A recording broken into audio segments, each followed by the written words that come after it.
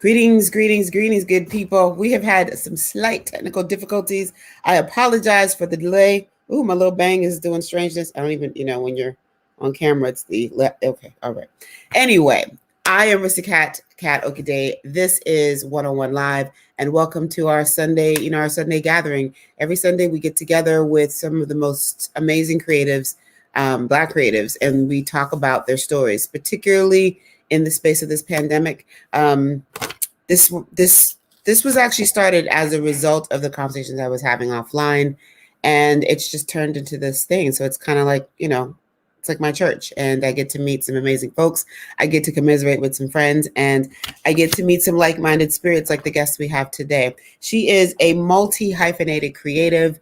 She has written 6 books, 2 of which are children's books. She is the founder of a creative literary arts brand called Black Mermaids. She is herself a Black mermaid. I am a Black mermaid. So I was like, what would happen if 2 Black mermaids got together and started talking? So please welcome to the show, Miss Julia Mallory. Hello. Hey, Kat. How you doing? I'm good. How you feeling today? Ooh, now that you can hear me and I can hear you, I feel loads better because I was a little, Mama was a little stressed because, the platform that I use is like Facebook doesn't do late. So I was like, oh, Lord, so I had to go back in and reframe everything. So hopefully, if you are just joining us, please let me know that you are here in the comment section so I can make sure things are working. I am so excited and a little nervous actually to talk to you today because of, the topic that we're talking about, and also because of where I am personally. So I shared with you before we started that I did lose a really dear sister friend, Simone Berciando, at the beginning of this year, January 5th. And so Friday was 2 months. It's been rough. And I remember Dana and I were trying to put shout out to Dana Walker, the guest producer and assistant of all things. We were looking to figure out, hey, Hadia, we were looking to figure out how our Women's History Month program would go. And I saw a post that you had posted. I follow you, and I was like, oh, this is the sister we need to bring on. You were talking specifically about grief, and you have this really great poster on your site that says we can't avoid grief and be free. So we're going to talk about this very subject matter, and I just want to thank you for holding space for that today. Well, thank you for having me, Kat, so much, and I'm excited to get into these topics with you. Yes. So I like to start this off with, how are you feeling today? I actually feel pretty good. You look fantastic. Thank you. Thank you. Eyeshadow and hair and earrings and such. I know. I dyed my hair yesterday. I've been known to do the colors, and it's been over a year. Okay. I dyed my hair last, and I'm ready to break back on out. Yep, I'm ready too. It's like, let's do this. Let's have some fun with it. So your work with grief starts.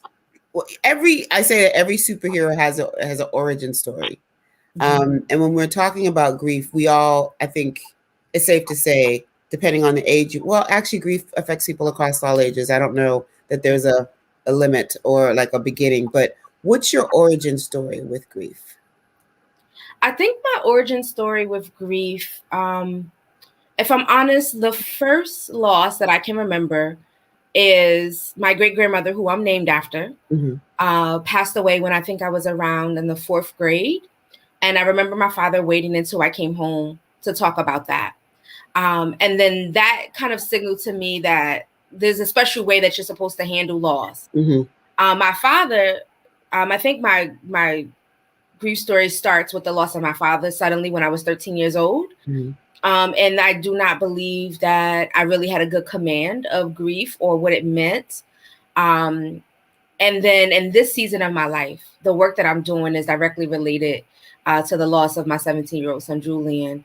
We're coming up on 4 years now. And so that is, I think, that is kind of that's my grief story, and I think my origin story in this context. Okay. So when we talk about death, depending on the religious background, depending on the culture, depending on the systems in place, there's so many different ways that people, process grief. How were you taught? What were you taught about death? I don't really think I was taught anything like specifically like sat down and hey, here are the rituals. But I think over the years, I just through observation, I know that, you know, being a Black American born descendant of enslaved Africans on this soil, I know that my culture has a very specific way in which, you know, we mourn. And I think the things that I was shown, especially a lot, was through the way you care for folks after they've experienced the loss, and then the process you go through, kind of the funeral rites, and the way community and family gathers. And then, quite frankly, kind of the going on part. And so I think death has always been the thing that I feel like, what was I taught? Like, we go on, like it happens, it's pervasive, and we find a way to go on another day. So I think that is essentially what I learned through observation. But but no one ever sat down and said, hey, when someone dies, this is what you go and do. When someone dies, you know, this is what you take and this is what you say. There was no specific training in that way, just mostly through observation. Okay. I remember the first death I experienced was I was a dancer in the band, and that sounds weird, in high school.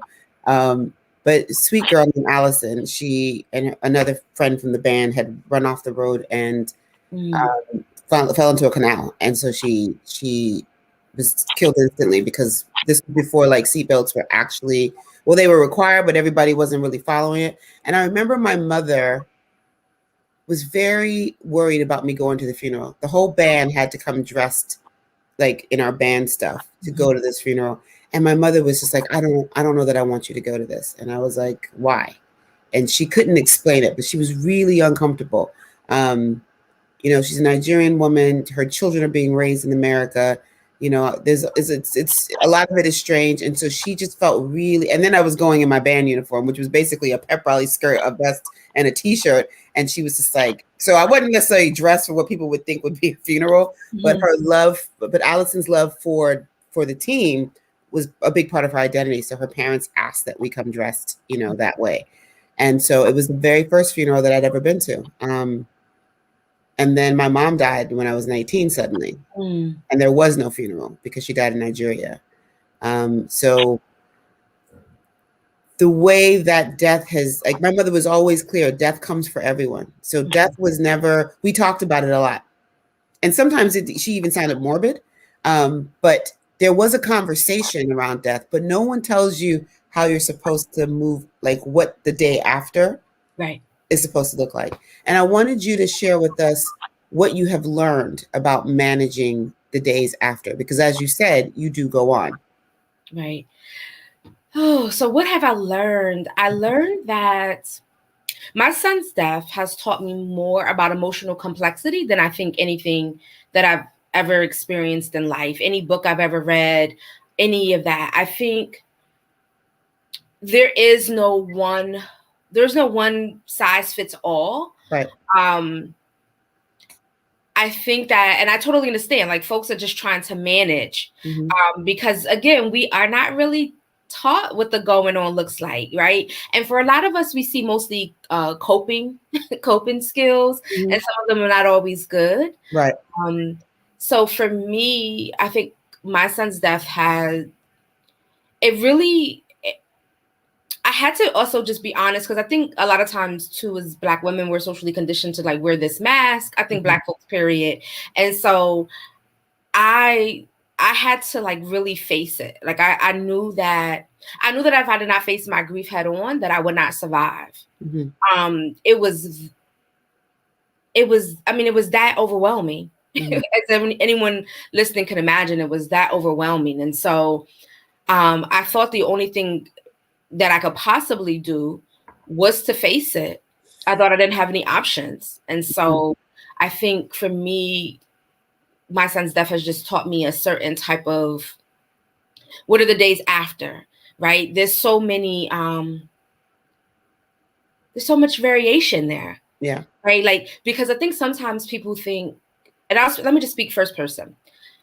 I never thought like, oh, there's going to be some type of joy. And I remember going to funerals of young Black folks that have been killed and seeing what I thought their mothers seemed like they have this supernatural peace. And Yeah. I never understand it. Mm-hmm.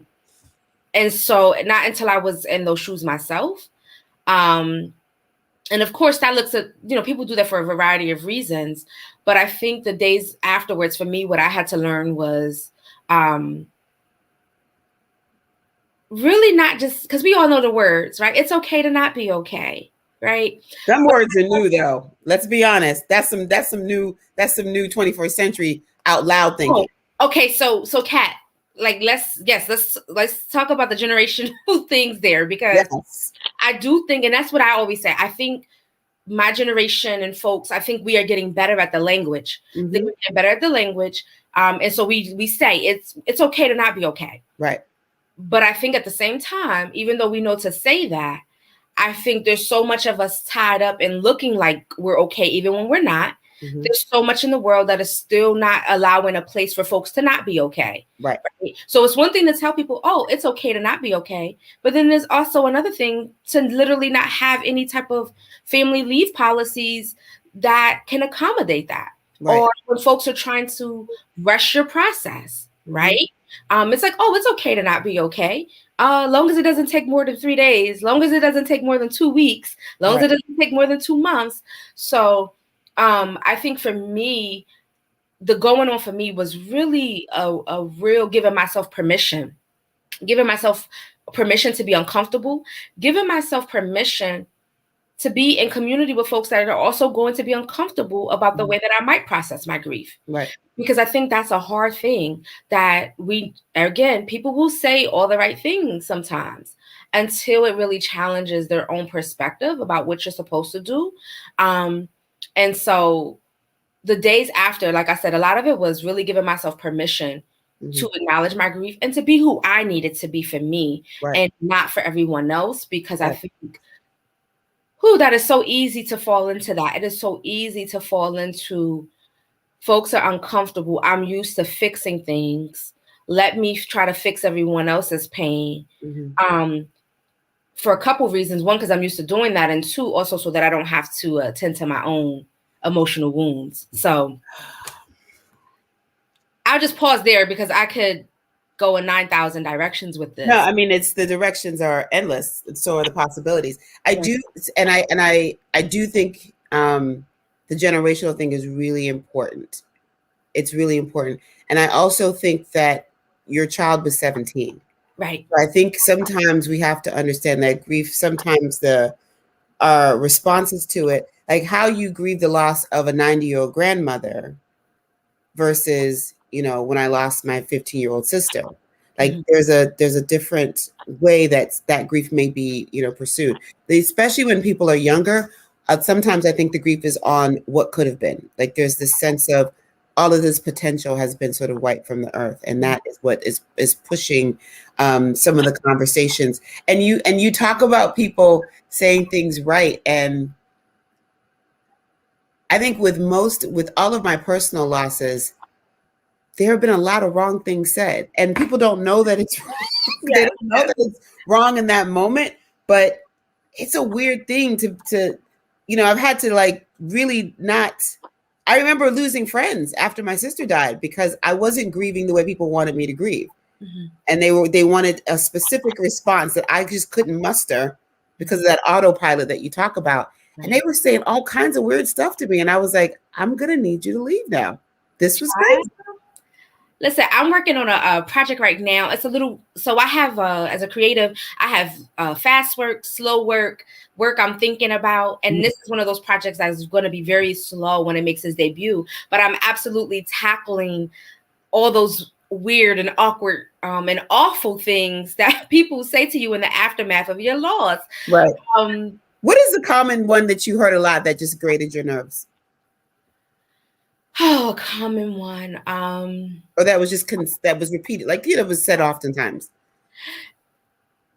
So it's so funny because I have right now in the thing that I'm building, I have a catalog of 17 things. 17 things. So there's so many. I'm trying to think, was there any one in particular that's more common? and when I'm also chronicling the things that people said, a lot of them are rooted in religiosity. Like a lot of them are coming from a very Christian perspective. And so one of the common ones is that God doesn't make any mistakes. Yeah. And so that's one of the common ones, but I could go through a whole list. Another one, you know, God needed them more. Oh yeah, I heard that one. Or loved her more. God loved her more. Variations of that, yes. Yeah. So I think what I'm also trying to do is normalize conversations around grief, and so that we can also know, that we don't have to do that and say those things to people to be helpful. Right. And so one of the things that I also tell people, I also heard from folks, will you have other children? Oh, wow. Yeah, listen, I could go deep.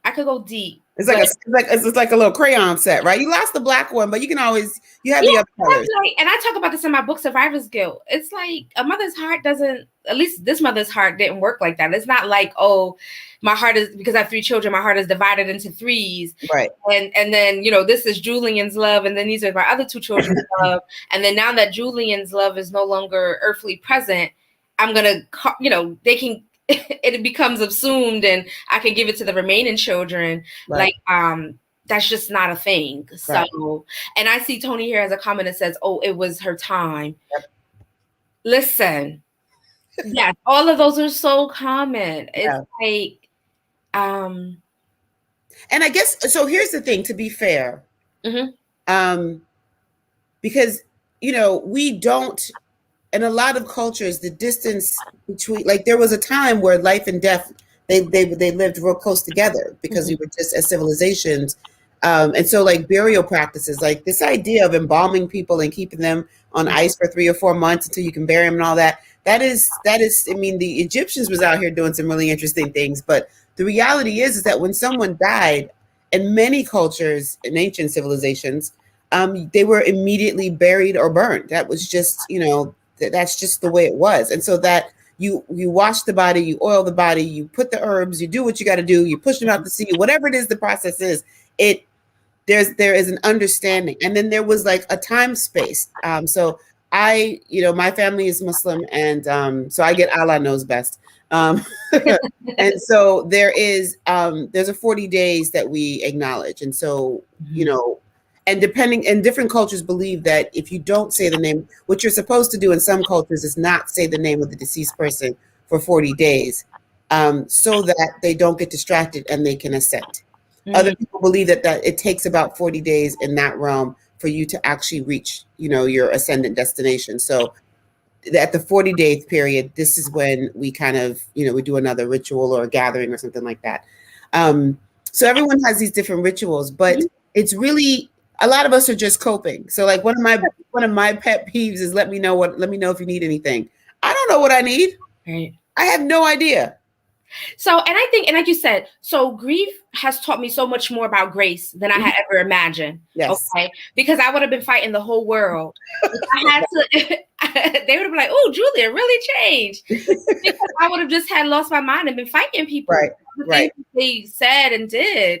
And so, like I said, we are all kind of, I mean, I know we have different cultural experiences, but we kind of are in this in the same way in which we are a grief avoidant society if you're in America for the most part. So there's very little conversations, I think, happening like this sometimes. Or I don't want to say very little, but I look at it, the person that said the thing to me is probably someone who also might have a similar background to me, who maybe have very little conversations around grief, death, and loss. Right. So when they're saying things, I'm like, I don't think they're not trying to be hurtful or harmful, but we really think they are offering some sort of compassionate care. And so I definitely have learned to, and then there's some times when I just don't have it in me. Right. You know, and then it just is what it is. But I think, like you said, like I think we are also kind of this coming together with different cultural experiences. And then there's some cultures, you said that in your culture, like not necessarily supposed to speak the name. And some cultures it's important to speak the name. Right. And some cultures that outright swift process of grief is important because it is believed that if you don't, then your loved ones can't make, that journey. Right. Can't make that journey. Right. So it's interesting. We're all trying to figure this thing out. But I do think grief avoidance is and attorney said the same thing. I really appreciate this term because I just feel like people try to rush you through the process. Mm-hmm. And there's this tendency to be surprised if, I check in, if you've lost your son 6 months ago and I check in on you and I ask you how you're doing and you say, not so good today. And then I'm like, well, why? And I'm like, she's lost her son. That's not, I do think that there is this unfortunate sort of linear time frame that we're applying to how long we expect you, or that if you are grieving, that there's a way that you must present aesthetically so that you can prove to me that you're grieving. Right. So if you don't lose weight, if you look too, put together, if you're still going to work, there's this idea that, you must be over it. Because listen, so many days can be so different. And that's what I said when grief taught me about the emotional complexity, because there were days that, oh my gosh, even now, like even in the early days, there were days when I had so much joy that it scared me. Mm-hmm. And then there were days that it was so dark, it scared me. So I think that I have, in holding space for folks to talk about grief, that's one of the things I commonly comes up is that people feel like people lose a lot of friends. People lose, close companions and things like that because they have been so ashamed that, like, they're like, wow, everybody else seems to have moved on. I've not moved on. Right. People are still checking on me. And when I say, no, I'm still having a bad time, they just don't know what to do with that. And so I think I'm trying to imagine a world where folks can be like, when I have joy in my body, I can tend to that joy. When I have sadness or anger or rage in my body, I can also tend to those things. And how can we be much more intentional about figuring out how we can hold space for folks who, like you said, I just had a conversation, an interview a few weeks ago with someone, and they said, people thought I was strange because I'm not a crier, right? And so, again, we have to, I think there's a difference between your grief doesn't look like mine and then people just outright avoiding grief. Right. Like, I think there's a difference. And I just want us, I think the more we talk about it, the more normal it becomes, and the more I think we understand the ranges. And I think it's helpful to have, I'm such a big fan of having language because grief avoidance is such a great term to explain,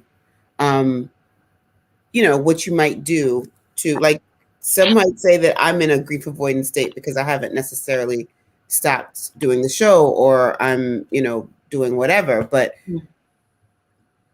how do you determine when someone is grieving and when someone is actually in a grief? Like for you, what did grief avoidance look like for you? So I think with my son, I was not grief avoidant, but I think like when I talk thinking about my dad, of course I was 13 years old. So, I was also processing things at the lens of a child, right? Who thought they had all this life experience and was grown, but clearly was not at 13. Right. But the grief avoidant for me was like, I didn't even really want to deal with it. I didn't really want to talk about it. I didn't also want to be around my family that was also grieving. Okay. That was kind of a different type of avoidance. In hindsight, like with my son's loss, I can't say that I did everything right because now I realize I might have went back to work and a return to normalcy maybe a week or two too soon. In hindsight, I can see that. Okay. But at the time, I thought, listen, I've carved out this space. Right. And I am doing my grief work. But I think in hindsight, I realized, I went back. And you said, what's the difference? So to me, the difference is If you were saying, I'm not stopping the show because I feel compelled and I have the capacity to do it, that's fine. But I mean, anything's gonna be fine that you choose to do, right? I'm not trying to shame definitely not trying to shame Black folks for how we grieve in a world that absolutely has all these conditions for us not to grieve. Right. But I think the difference between maybe grief avoiding is like, I don't want to feel any of this, so let me go ahead and do these things, right? Using productivity to try and heal or avoid our pain. I think to me, that is kind of an avoidant approach to it versus just saying, I'm a human, I can't be boxed in. I have all these layers and varying stages of capacity. And when it comes, I lean into it. And I don't think there's anything wrong with that. Right. I think one of the things that I have found helpful, and in a lot of ways, because I'm really learning, this is going to sound strange, to express my humanity better. Because I don't always express my humanity, apparently. I decided with Simone's passing to actually check people as soon as they were saying anything that made it sound like, oh, you're good. And I actually, because I teach as well, I actually shared with one set of classes, this is where I am, because I literally think it feels like I'm in a fog. And some days are clear and it's great. And then I wake up and some days I can't see right in front of my face. And, you know, as long as the cat gets fed, we're good. But I have found that being really transparent about this is where I am, and don't let all of this, you know, it's cute, but it's I'm having issues.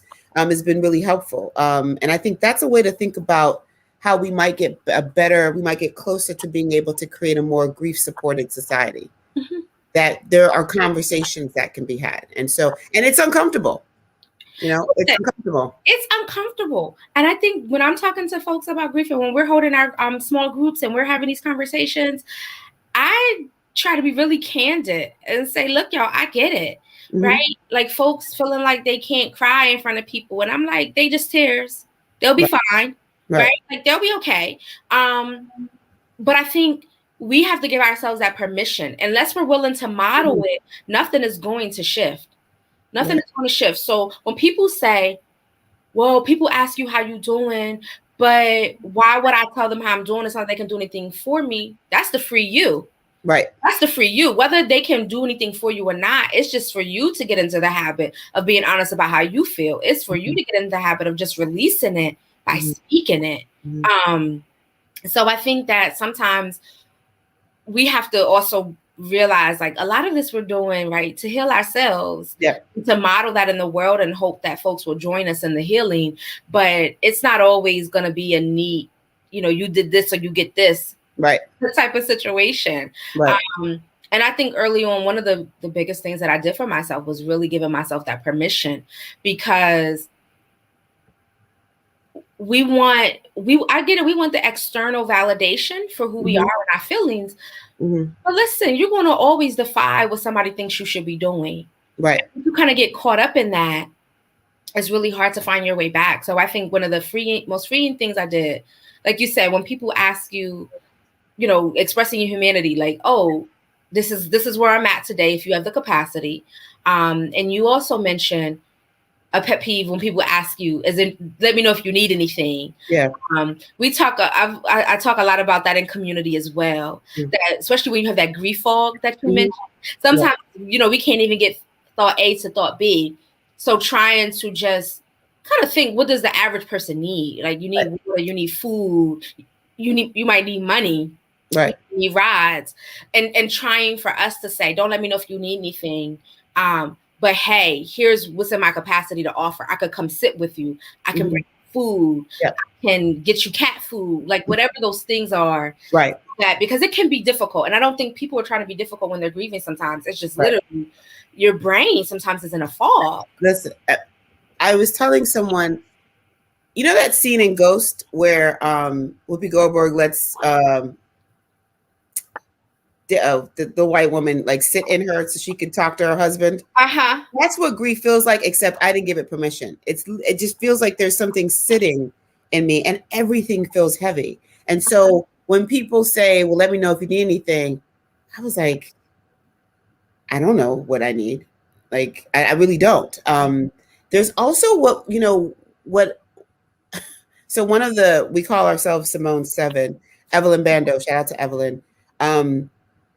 She researched what grief does to the body, like the physical, the cycles, the somatic responses to grief in the body. And when I tell you, I wake up every day with a weird kink, or like the whole one side is not doing right and some other things. It's like, this is a real thing. This is a huge thing. And I wanted you to talk a little bit about that. Like, when you think about your physicality, what were some of the things that you might have noticed that maybe you didn't realize then, but might have been associated with your grief? So I think the somatic piece of it is so huge. I have, so I always describe it. I can tell when I'm kind of in this wave of grief, I get that heavy body feel. When I wake up, it is like like somebody put a wet blanket on me. That's when I can usually tell. I think even kind of feeling like kind of the jittery part, like sometimes I feel like your nerves are going haywire. That's another symptom that I can say that I've had. And then the memory stuff. Yeah. Right. The memory loss sometimes is very, like trying to battle with that piece of it. And so even early in the aftermaths of my son, I had some trauma related to driving, because we got the news about what happened to my son, and we were trying to figure out, which hospital he was in, and I was driving. And so because of that, afterwards, like, I could not drive. Yeah. Drive for several weeks, a month. And so even just that piece of it, like trauma related to like physical things that we're used to doing, but like maybe feel overwhelmed and cannot, carry out those duties anymore. But it's a very real thing, right? Yeah. For some of us, grief is absolutely a type of trauma. And so we know the effects that trauma has on the body and on the brain. Absolutely. The comments are going nuts. And I wanted to, Celia, I will be reaching out to you momentarily. Condolences again. And I'm so sorry that I can't. Oh, can I see them? I'm posting them. Oh, shoot. I can see them. They're right here in the comments. I was looking at the private chat. Oh, yeah. I'm sorry. Yeah. So there's a comment section. So Celia says, I was talking with someone the other day about the fact that my anger and sadness had as much right to exist as my kindness and joy. Amen. The only difference between the two is that my anger and grief is for my benefit alone and uncomfortable for others to witness, while my kindness and joy is enjoyable for everyone else to witness. This is a really important element here. Listen. Yeah. Yes. I'm sorry. Go ahead, Kat. No, go for it. You my guest. Go for it. Let them know. No, because I think that, listen, this is why when I talk to folks about the stages of grief, because it's not my preferred framework to work within. And I also have found that a lot of people, when we talk about the performance of grief, it confuses a lot of people because they're like, listen, it's been 3 years. I'm still on step 1. Right. Or I could go through all of those stages within 5 minutes. Right. And so I also noticed where like anger is kind of situated in the stage. And it's just like, I'm not going to deny grieving folks their anger. Some of us are in situations, especially like what happened to my son, the idea that I would not be angry about that makes sense to me. Right. And so I think to Celia's point, this idea of the comfort and discomfort that folks feel. And oh my God, I love the way that this is crystallized here, while my kindness and joy is enjoyable for everyone else to witness. And so folks don't want to be uncomfortable. And I get it, because I avoided engaging with folks in grief for a long time in some instances because it was uncomfortable. Right. And so what I'm also trying to say is, well, it's going to be uncomfortable. Right. It's going to be uncomfortable, but I think it's a necessary process for us to figure out how we can all engage with it, because that repressed grief, it's going to come somewhere, somehow. And I think a lot of us, I actually have a short story where I'm using this trope, this idea of, like you said, the how Demi Moore was sitting in her body, and it's like, oh, I didn't give her permission. And I like to think of grief as just kind of, unfortunately, this neutral thing that if we don't invite it in, it's going to find a way to get in. And if we don't work with it, I feel like that's when it becomes chaotic. I feel like our grief is looking for an emphatic witness. And if we don't find a way to tend to it, it's going to do what it wants to do at some point. And so we can't control our grief, but I do like to think that it is like, hey, I'm here. I'm not going away. So either you put me in this little room, set me up, or I'm gonna run in and out of your house. Right. And that is kind of how I embody my emotions. I turn them into humans and things. And so that is how I'm seeing it. But I think to Salia's point about the anger, and I also, again, in grief work is for everybody. I've worked with a variety of folks, but I'm especially interested in working with Black folks around grief because, you know, there are some ways in which grief is unique. The way that we experience grief might be unique. And so I know that if nothing else, people are uncomfortable with Black folks being angry. Right. And so, especially Black women, Black feminine presenting folks, like, we don't want an angry Black woman, right? We don't want angry Black people. And so we're so quick to trying to talk people out of their emotions, period. Or what I say, the process of the rushing, like rushing folks from grief to gratitude, because it's like, you're making me uncomfortable. And I think people think you're going to get stuck if they don't rush you. Right. And I used to think that about my own self, that if I touched the grief in me, that I would never be able to focus on anything else. Right. And now I know that that is not true. Yes. I had to learn that lesson. It was a hard lesson. Yes. But I learned it. And that's why my approach to this particular transitioning is very different from my previous ones. Like, yeah, this is wildly different. Like, anybody who asks me, because I'm in a space of anger and acceptance, and that's where I am, you know. And I stomp up and down the street, taking my walk sometimes, just mad, and that's just where I am, and I'm okay with that. And you know, that idea of, because I do think grief is the grief's like, you got choices. I can come in with your permission, or I can come in through the window, through the doors, whatever. But if you ignore me, the day somebody asks you for a pencil, you're going to punch him in the face. And this is going to be why. Kat, oh my God. I literally am.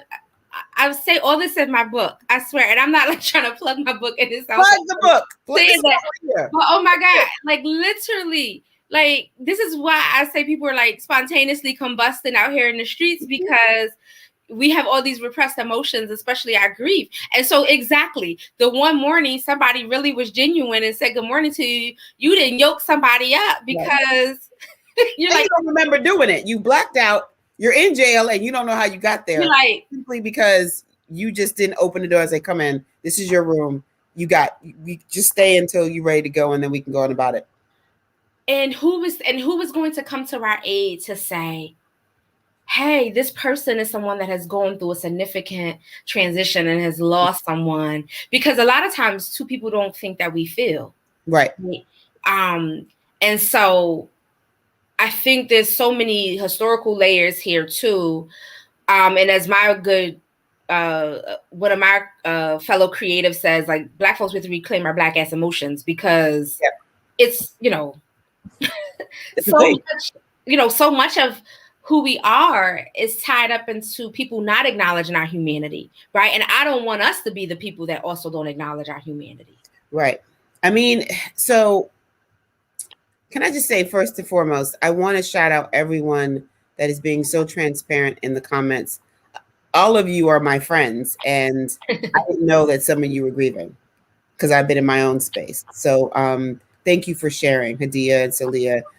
It's just, it's hard, you know, Tony, Elise, like this is why I think these conversations are necessary, because, you know, in taking the scope and expanding it, how about managing collective grief in the middle of this pandemic that we're living in, where people are like and people aren't just dying of COVID. People my age and younger are like dying of all kinds of things. And with the backdrop of social injustice, racist presidents, police brutality, on top of a virus, like grieving it has felt like we have been doing it now for like almost 2 or 3 years, like collectively. Listen, like, and we haven't even talked about COVID, right? Right. Because and Celia, the name of my book is Survivor's Guilt. And I'll be honest, I'm working on re-releasing the book because it came out in October 2019. There was no way that I knew that just a few months later, Right. we would be in the throes of global loss, right? Mm-hmm. And so even when we talked about those funeral rites and rituals and all of those things, thinking about how greatly folks are impacted because we can't gather with each other, right? We had a massive memorial service for my son.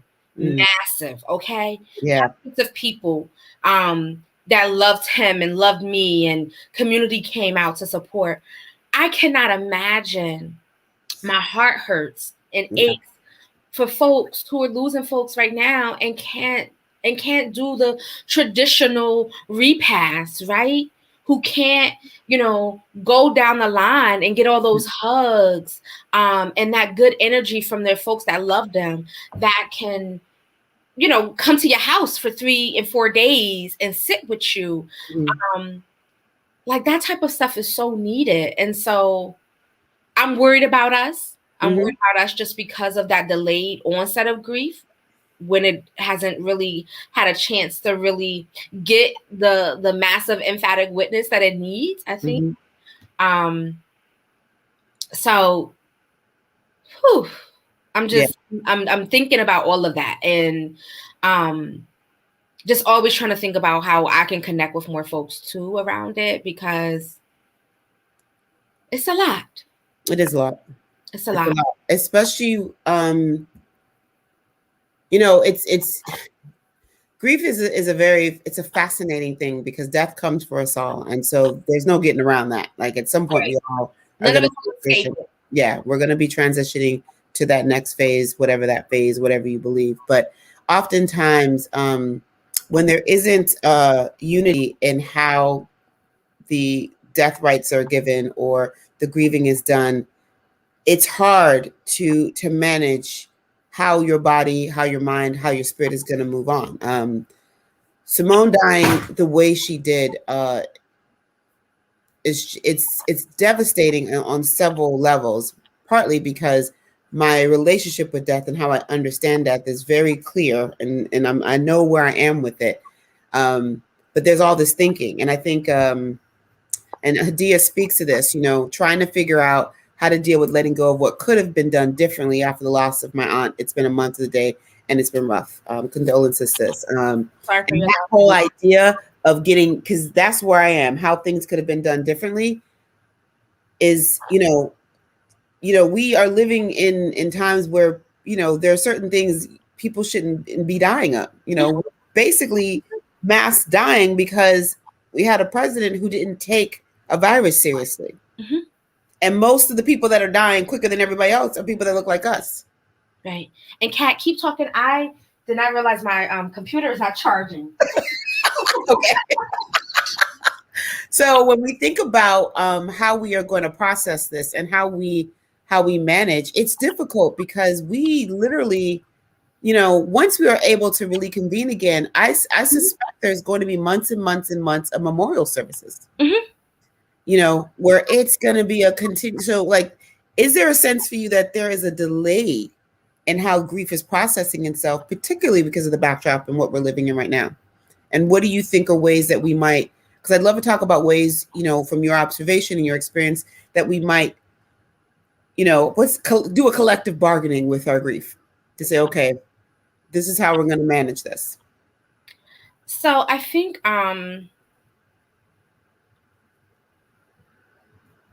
I want to just really quickly touch on the acceptance part, because I think the letting go piece around it, because I think for me, acceptance is an interesting thing. Right. I think for me, acceptance is weird because I'm like, I can accept that this is like the reality of the situation without having to accept the circumstances that created the reality. Right. And so I think sometimes there's very little space held for that nuance. Mm-hmm. And so what do I think it looks like? I think there are some folks who are trying to convene like at a national level and provide resources for folks to have these conversations and to hold space for collective grief. Right. I have been trying to kind of tend to my little piece of the world, Yep. without overwhelming myself, to be honest. And what does it look like to come together for collective mourning, especially right now when we don't really know like when we'll be able to come together for collective. Right, when we'll be able to come together. So I think people are trying to plan different things. I don't necessarily know if I want to be a leader in that space, but absolutely a willing participant to be able to give people the space to be able to talk about what it looks like not being able to be with their people, or like how can we assemble. I think people have been doing this in their own way, assembling their people virtually, trading resources. People are even looking at better like leave policies so that people can have. I think there's a variety of ways to do it. I know there's so many healers and spiritualists who are also doing a variety of type of ritual work to make space. I think there's so much loss that it really is going to require all of us kind of coming together. I'm not sure if I've seen like just. I think I saw like a national day planned. Yeah. Because I think it's the 12th, I think is kind of the day that we're saying is when the world kind of completely changed. Yeah. Down, right? Yep. So I think, to be honest, I don't have like a quick answer on, what we can all do. But I know what I have been doing consistently since last March has been holding space and doing gatherings and workshops with folks specifically related to grief, and have been partnering with a variety of organizations to offer different opportunities for people to process their grief. So what do your workshops look like? So the main one that I do is a variety of using writing exercises to process grief, and also kind of processing things verbally and written.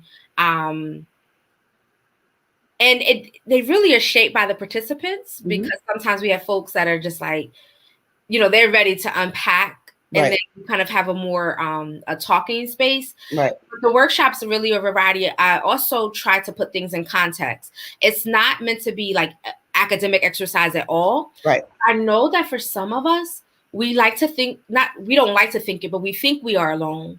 Right. We think if it's 3 months and I'm still grieving, if it's 3 years, I'm still grieving, something is wrong with me. So I really try to also use some literature to show folks like, oh no, it's not just you, right? Like, it's not you. Like, this is how the world is designed for you to feel this way.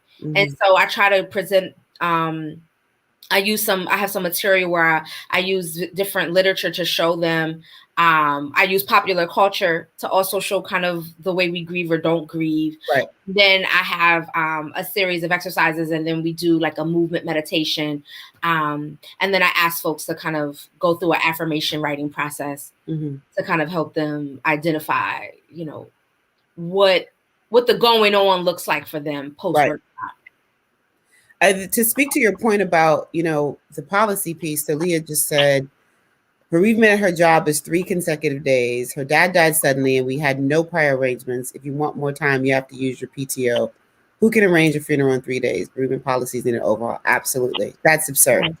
Right. And think about folks, listen, right now we're also, this economy, we're a gig economy. So think about people who don't even have paid time off. Like, they have some flexibility, whatever that means, because they decide to opt out of going into the labor force that day. But then they have no financial resources to recoup. So it's there's a national organization doing some work around leave policies right now, because it's absurd. Yep, absolutely. You describe yourself as a Black mermaid, and I love that term because that's one of the things that I identify that term. And you started this creative literary arts brand under that name to kind of push forth a lot of the ideas. I love that you refer to yourself as a multi-hyphenated creative. I think I'm going to quote you on that one and use that from now on and like give you your cite you because it's a great way to describe it because a lot of us are multi-hyphenated creatives. We have a lot of interests. And so how has the creative space or being a creative, how has that helped you transmute some of your feelings of loss as a result of, you know, the grief that you've been going through? Really good question. So my first collection of poetry, Black Mermaids, was published at the end of 2016. Mm-hmm. Okay. And the title poem is a reimagining of mythology surrounding mermaids. What if our enslaved ancestors aboard slave ships, the ones that were thrown overboard or jumped overboard when they hit the water, they in turn became mermaids? And so it's like imagining like a life after death. It's a reimagining resilience for folks across the diaspora, right? Like surviving all the things that are meant to destroy us. And so I had no idea that just within a few months after that book coming out, that I would have to reimagine my own resilience. Mm-hmm. And I didn't start out, if I'm 100% honest and transparent, like I tell people, I wasn't trying to have a brand. Right. I was a poet who was trying to finally cement her literary legacy by publishing a book. Right. I have been a poet for, you know, at this point, more than half of my life. Mm-hmm. And so it was time for me to put this collection of work out into the world. And so that's what I did. And a few months later, I mean, I needed that creativity to also be my saving grace. Mm-hmm. It became a container that allowed me to add light into the world so that it could also be returned to me. Right. And so that's what it ended up becoming. I never set out to like have a brand and be like, oh, it's going to be Black Mermaids. Right. It so happens, which I was surprised that when I went to buy the domain, I was actually going to buy blackmermaid.com, but that one wasn't available. And it turned out that, oh, it's so good that it's plural, right? Because it's kind of embodying and giving all of us a space. And so that's all it was. I started out with a book and a domain that I was trying to put out into the world. And then it has literally became the place for me to do all the things, like reclaim a lot of the creativity, the things that I used to do. Right. And now a place to move forward. So how does it allow me to transmute my grief? I think one, it really just gives me a platform. Mm-hmm. Like the platform was growing at the same rate that me working with my grief is growing. Mm-hmm. So it gave me an opportunity to just have this platform to speak to these things. Right. And then when I have ideas, I don't need anyone's permission to create a poster. I don't need anyone's permission to publish a book. I don't need anyone's permission to talk to Black folks about grief. Mm-hmm. Right. I don't need anyone to say, oh, well, Julia, I don't know if a book about grief is going to sell. I don't know if it's going to sell, but I can make it. Right. So to me, I think having this space as being a multi-hyphenated creative, like you said, a lot of us have multiple interests in things that we're doing. Right. But Black Mermaids is a container for me. And I'm always trying to figure out how to bring more folks in so that we can work together. And I'm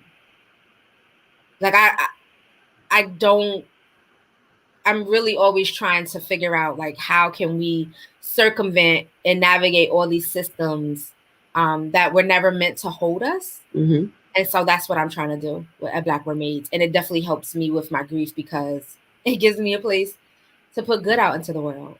Well, I am so thankful that you are heeding the call and that you are putting out all this good. I've really, really enjoyed this conversation. Thank you so very, very much for sitting with me. It means a great deal. I think we got some new fans, so we need to make sure you all go and follow the good sister. Her both IG and Twitter are at the Julia Mallory. She has amazing content. Go to her website. It's a fun place to be. I'm actually going to go buy that calendar, even though I'm late and you started in January. But I'm going to go get that calendar because the calendar looks like fun. And just keep. Let me know how I can help amplify what you're doing, because I do think this conversation around grief is important. And you also have a series I wanted to mention called Stop Shrinking that I thought I've been watching some of the clips. Real quick, I'm so Black. I'm like, all right, we're about to leave. Like, one more thing. Listen, oh my goodness, what do I call it? Oh my gosh, the rituals of black goodbyes. But yeah, so that video, have you seen that? Oh my God, that video is We're so. gonna leave like 4 or 5 times. Yeah, so this is my first time leaving, but can you talk a little bit about the Stop Shrinking series? Is it a finite series, or is it an ongoing? No, so it's finite because people was like, "Oh, you should do a podcast and things like that." I was like, for the way I'm set up, Right. having the infinite like that, just oh my goodness, I'm not hardwired for that. Right. I need starts and stops, and so the Stop Shrinking social cast came as a result. If anyone watches Lovecraft Country, Yes, shout out to Hippolyta. right, I think we were so enamored with episode 7, Yep. where we really get to see this Black woman's genius.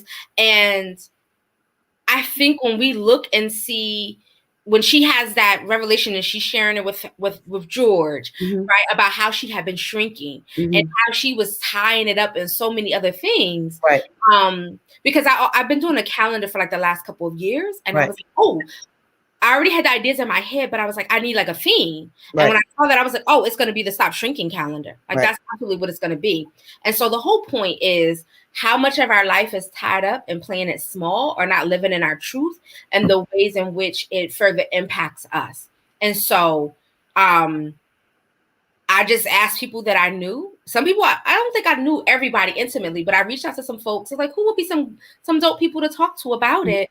And the responses, those interviews, they're really good. Listen, y'all, the things that people were saying in those interviews about shrinking, the ideas that they've come to realize about themselves, about how they have been performing caretaking, how they've been playing small, not asking for their own needs to be met, and putting it under the guise of, being a good person. Or I had someone who also talked about how sobriety gave them a chance to stop shrinking. That's good. Listen, it's a phenomenal series, and I'm not saying it just because I'm I'm the host.